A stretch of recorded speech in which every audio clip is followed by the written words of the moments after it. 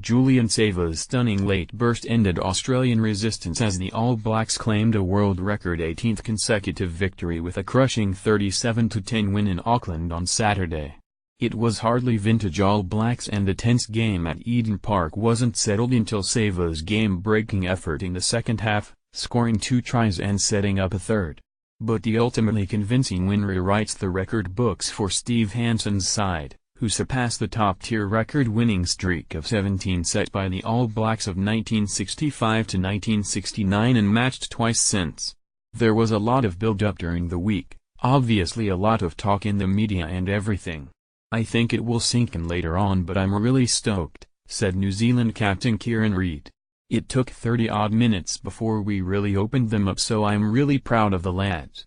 Australia put us under pressure in certain areas. They played really well, he added.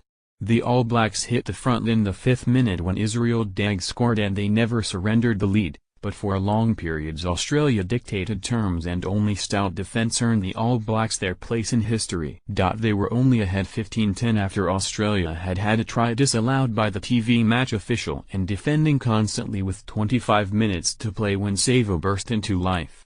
There were questions ahead of the game whether the Wallabies would prove giant killers, having stymied the All Blacks 3 times in recent years when the record was on the cards.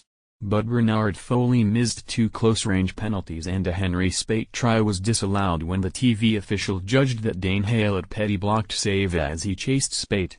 For all their attacking flaws, sloppy discipline and rushed decision-making, the All Blacks scored 6 tries with Dagg, Anton Lienert-Brown, DJ Perenara, Sava and Dane Coles all crossing the line. Aaron Cruden, brought off the bench early in the second half after Beauden Barrett missed the first 3 conversions, added 7 points with the boot.